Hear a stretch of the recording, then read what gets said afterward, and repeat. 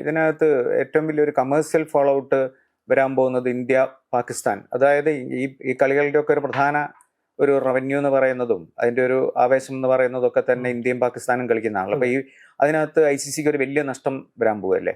ഈ നഷ്ടത്തിന്റെ കാര്യം പറയുന്നത് ഞാൻ പാകിസ്ഥാന്റെ നിലപാട് പറയാം. ഇത് ബംഗ്ലാദേശിന് ഇത് ആവശ്യപ്പെടാൻ അവരുടേതായിട്ടുള്ള കാരണങ്ങൾ ഉണ്ടായിരുന്നു. അത് തെറ്റോ ശരിയോ എന്നുള്ളതിലേക്ക് നമ്മളിപ്പോ ഇതിൽ പോണില്ല.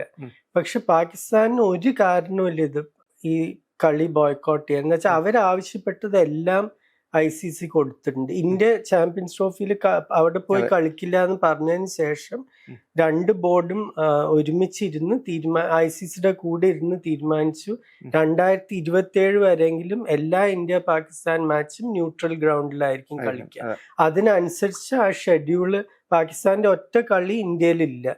ഫൈനലിൽ എത്തിയാൽ പോലും അഹമ്മദാബാദിൽ കളിക്കേണ്ട ഫൈനലിൽ മാറ്റി കൊളംബോയിൽ കളിക്കും. അത്രയും അവർക്ക് ചെയ്തു കൊടുത്തിട്ടുണ്ട്. പിന്നെ ശ്രീലങ്കയിൽ എന്ത് സെക്യൂരിറ്റി ത്രെറ്റ് ഉള്ള ഒന്നുമില്ല. ത്രെറ്റ് പെർസെപ്ഷൻ 0 ആണ് കൊളംബോയിൽ. അപ്പൊ പിന്നെ എന്തുകൊണ്ട് നിങ്ങൾ ഇന്ത്യയെ കളിക്കില്ല? വെറും ഈഗോ ആണോ? ഇതിപ്പോ 1960 രാജ് കപൂറിന്റെ ഒരു സിനിമ ഉണ്ടായിരുന്നു, ജിസ് ദേശ് മേ ഗംഗാ ബഹത്തി. അതിലൊരു വരിയുണ്ട്, ബേഗാനി ഷാദി മേ അബ്ദുള്ള ദിവാന എന്ന് പറഞ്ഞാൽ നിങ്ങളുടെ ഒരു ബിസിനസ്സും അല്ലാത്ത കാര്യത്തിൽ നിങ്ങൾ താല്പര്യം എടുക്കുക.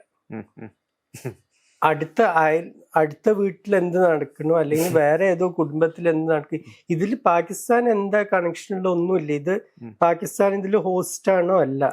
പാകിസ്ഥാനിലാണോ കളി നടക്കണോ? അല്ല. പാകിസ്ഥാനിലാണ് പ്രശ്നം എന്ന് ബംഗ്ലാദേശ് പറഞ്ഞോ? ഇല്ല.